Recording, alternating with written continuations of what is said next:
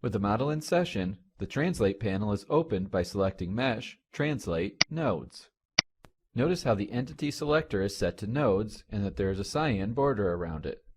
The cyan border indicates that HyperMesh is expecting nodes to be selected as the next action. 2 nodes are selected in the graphics area. Selected nodes are indicated with a small white circle. The node selection is reset by selecting the arrow on the right side of the selection box. The Entity Selector switch is clicked and Elements is selected. This sets the Entity Selector to Elements.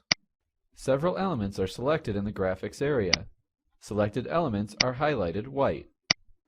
Elements can also be selected using the Quick Window Selection method. This is done by holding the Shift key and using the left mouse button to draw a box. By default, all element handles located inside the box are selected. The Quick Window Selection method can also be used to deselect elements. This is done by holding down the Shift key and using the right mouse button to draw a box. Other options are available with the Quick Window Selection method. To select a different option, the Shift key is held down and the left mouse button is clicked quickly. A pop-up window appears with additional options. The Inside Polygon Shape option is selected for this example. The Shift key is held down and using the left mouse button, a polygon is drawn. All elements within the polygon are added to the selection. Additional selection methods are also available within the Extended Entity Selection menu. To access this menu, Elements is clicked and then the option Reverse is selected. This selects all the current unselected elements and deselects the currently selected elements. Next, Elements is clicked again and by Adjacent is selected. This adds all the elements adjacent to the currently selected elements to the selection. Reset is clicked to clear the element selection. 3 elements are selected in the graphics area. Next, the direction to translate is defined. Clicking on the Direction Selector switch, a list of vector and plane options is displayed.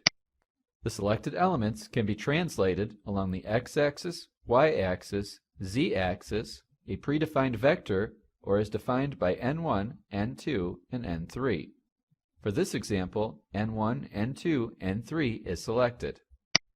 Using the N1, N2, N3 option, a vector can be defined using N1 and N2, or a plane can be defined using N1, N2, and N3.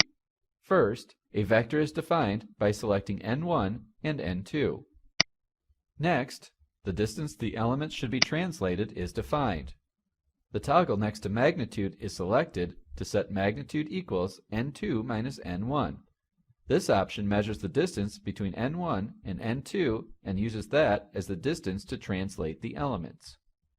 The Translate Plus button is clicked to move the elements in the positive direction along the N1, N2 vector, and Translate Minus moves them in the negative direction. The toggle next to magnitude equals N2 minus N1 is clicked to select magnitude equals. Pressing F4 on the keyboard interrupts but does not exit the Translate panel and goes to the Distance panel. Using the 2 Node subpanel, 2 nodes are selected and the distance between them is measured. Ctrl+C is then used to copy the value in the Distance Equals field. Clicking Return exits this panel and takes you back to the Translate panel. Then, Ctrl+V is used to paste the value from the Distance panel into the Magnitude Equals field. Double-clicking on Magnitude Equals launches the calculator. The first value is entered, then Enter is selected. The next value is entered, and Enter is selected again. Finally, X is selected to multiply the 2 numbers. Exit is selected to accept the value. The Reset button is clicked, and N1, N2, and N3 are selected in the graphics area. By selecting 3 nodes, a plane is defined. Using the right-hand rule, the positive direction of the plane is determined. In this case, the positive direction is going into the screen. The Translate Plus and Translate Minus buttons are selected to move the nodes 57.75 units along the normal of the defined plane.